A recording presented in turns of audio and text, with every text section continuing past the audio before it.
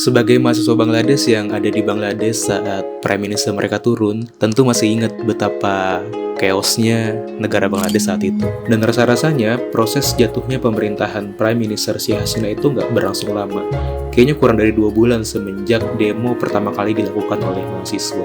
Serangkaian demo ini dimulai dari demo yang dilakukan oleh mahasiswa yang berasal dari Dhaka University tanggal 10 Juli 2024 yang hanya berpusat di Dhaka University untuk menuntut sistem kuota yang adil dalam rekrutmen pegawai pemerintah. Kemudian, pada tanggal 14 Juli 2024, Prime Minister Bangladesh mengeluarkan pernyataan jika mahasiswa yang mengeluarkan protes adalah kelompok Razakars, di mana istilah ini memiliki arti rakyat Bangladesh yang berkhianat dan bergabung sebagai tentara Pakistan dalam Perang Kemerdekaan Bangladesh tahun 1971. ক্ষোভ কেন? মুক্তিযোদ্ধাদের নাতিপুতিরাও পাবে না, তাহলে কি রাজাকারের নাতিপুতিরা পাবে? সেটা আমার প্রশ্ন, দেশবাসীর কাছে প্রশ্ন, যে রাজাকারের নাতিপুতিরা সবকিছু পাবে, মুক্তিযোদ্ধারা পাবে না।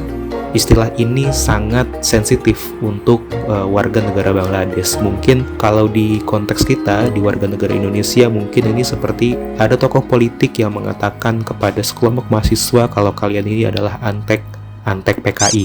Besoknya, tanggal 15 Juli 2024, demonstrasi semakin meluas ke seantero wilayah Bangladesh. Demonstran yang sebagian besar mahasiswa bukan lagi menuntut sistem kuota pegawai negeri yang lebih adil, tetapi juga menuntut Prime Minister untuk meminta maaf atas pernyataan yang telah dikeluarkan. Selama protes ini, tindakan aparat semakin represif pada mahasiswa dan tidak ada pernyataan maaf yang keluar dari pemerintah Bangladesh. Banyak mahasiswa yang meninggal di tempat karena luka tembak, aparat yang masuk ruang kampus, dan juga perlawanan dari kelompok mahasiswa yang pro pemerintah. Bahkan, berbagai media lokal pun menyebutkan kalau korban jiwa mencapai lebih dari 20 orang dalam satu hari. Kemudian karena situasi yang semakin tidak kondusif, akhirnya pada tanggal 18 Juli 2024, pemerintah Bangladesh memutuskan untuk memutus seluruh koneksi internet di wilayah Bangladesh. Hal ini membuat tidak hanya masyarakat Bangladesh yang terputus dari akses komunikasi, tapi juga warga internasional yang saat itu ada di Bangladesh. Bahkan pada beberapa hari, kami juga nggak bisa mengakses telepon komunikasi, baik itu interlokal maupun internasional. Kebijakan pemutusan internet ini juga diikuti oleh kebijakan penurunan kekuatan militer, yang di Bangladesh disebut dengan kebijakan curfew. Masyarakat diminta untuk tetap tinggal di dalam rumah, dan jika melanggar, tentara berhak melakukan tembak di tempat ke warga negaranya. Selama masa ini, masyarakat hanya bisa mendapatkan informasi dari televisi dan juga koran lokal.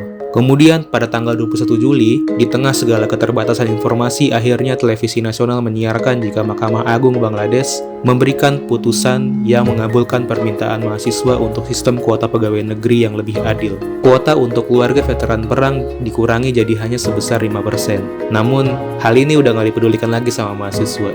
Mereka tetap menuntut permintaan maaf dari Prime Minister, usut tuntas korban jiwa yang disebabkan arogansi aparat hukum, serta pertanggungjawaban atas kebijakan pemutusan koneksi internet. Kemudian pada akhirnya tanggal 25 Juli 2024, pemerintah mulai kembali membuka akses jaringan internet. Setelah masyarakat kembali mendapatkan akses informasi, banyak berita lokal yang melaporkan jika banyak tokoh-tokoh anti pemerintah yang diculik dan dibunuh. Sebagian besar adalah tokoh pergerakan mahasiswa dan tokoh partai oposisi. Kemudian keesokannya pada tanggal 26 Juli, seluruh elemen masyarakat yang sudah marah akhirnya berkonsolidasi menuntut Prime Minister untuk turun dari posisinya. Aksi tidak hanya dilakukan di ibu kota, tapi juga di seluruh wilayah Bangladesh. Kepolisian, bangunan pemerintah, dan kantor partai pro pemerintah menjadi sasaran amukan warga. Banyak vandalisme yang terjadi dan pembakaran yang terjadi di mana-mana.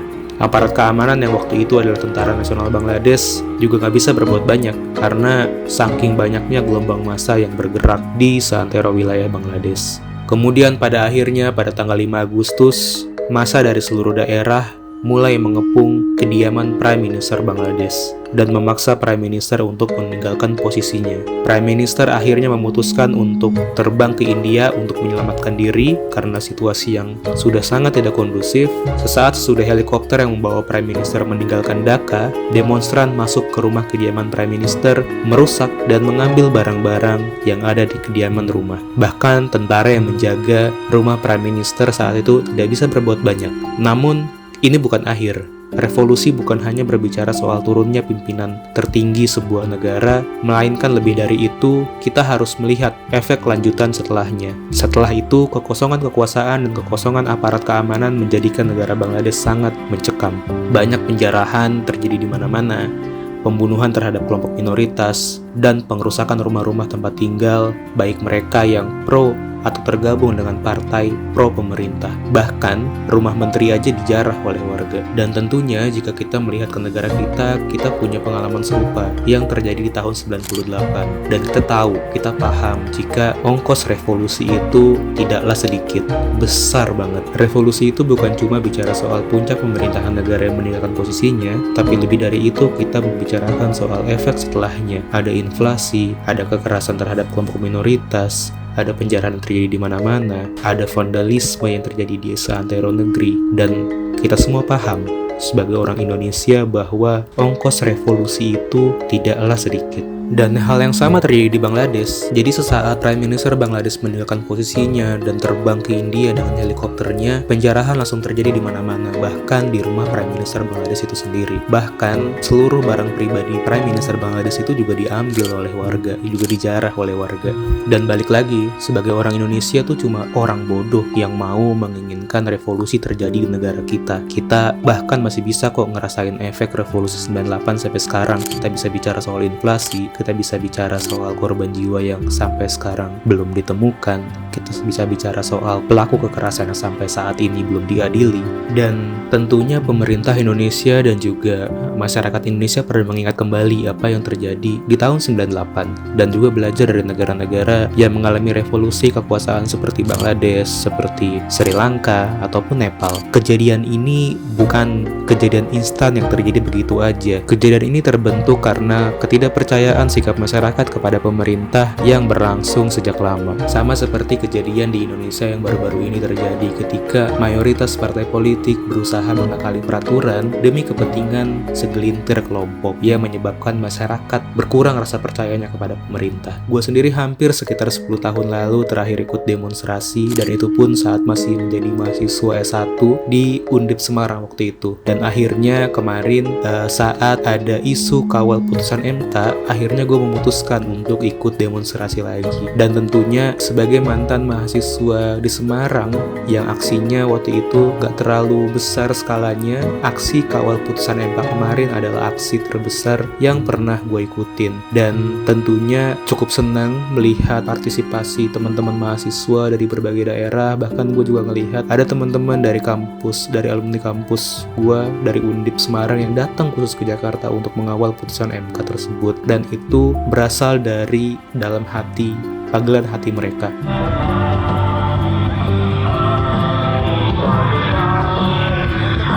Selamat berjuang seluruh sahabat yang hari ini telah ikhlas mewakafkan waktunya untuk bisa berjuang bersama-sama menyuarakan perlawanan terhadap keserakahan oligarki.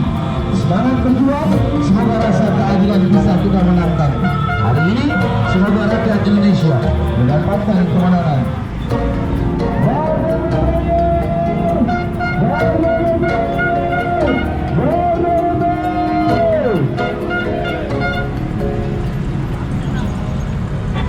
Selamat datang kepada Presiden MSBI sekaligus Ketua Mahkamah Konstitusi yang sudah hadir pada hari ini. Agak maju sedikit pendengar. Tahan dan semuanya. Assalamualaikum warahmatullahi wabarakatuh.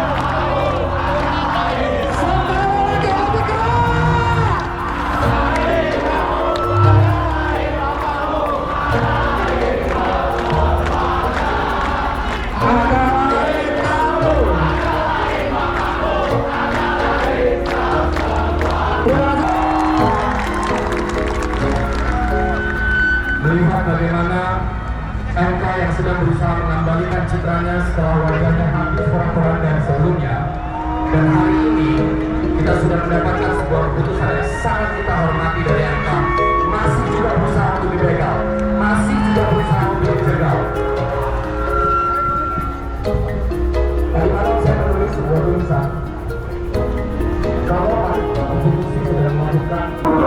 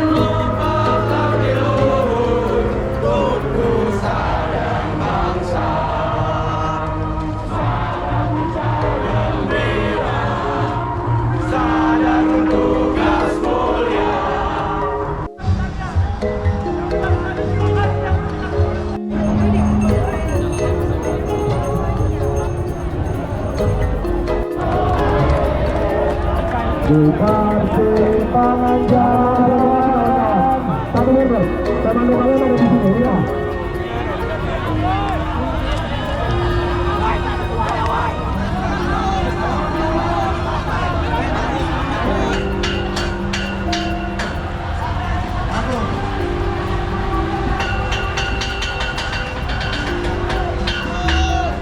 Wah, anjir mulai rusuh tuh.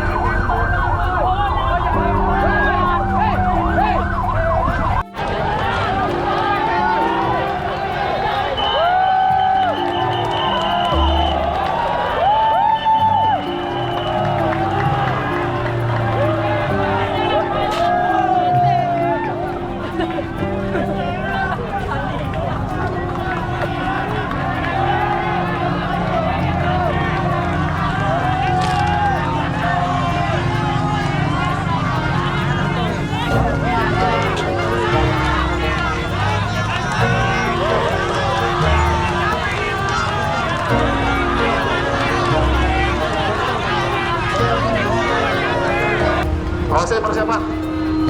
Awas tembak.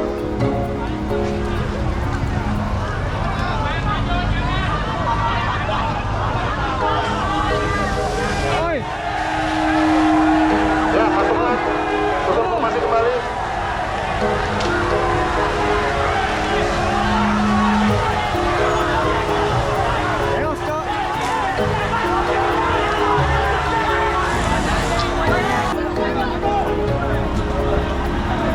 Tembak.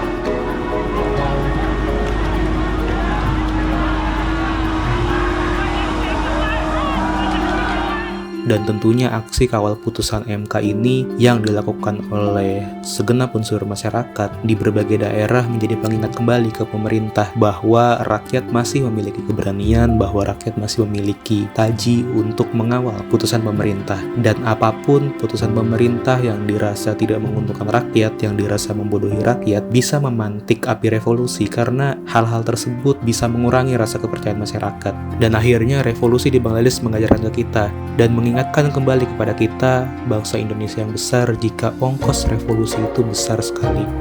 Dan sebagai warga negara yang baik, janganlah menginginkan revolusi. Tapi tentunya ini bukan hanya tugas warga negara aja, tapi juga tugas pemerintah untuk kembali menjaga kepercayaan kami para masyarakat, untuk kembali menjaga mandat yang sudah kita berikan kepada pemerintah. Dan tentunya aksi kawal putusan MK kemarin adalah sebuah pengingat kembali kepada pemerintah, kepada partai politik, jika masyarakat, jika mahasiswa masih memiliki power untuk menjadi kelompok oposisi yang siap mengawal seluruh kebijakan pemerintah.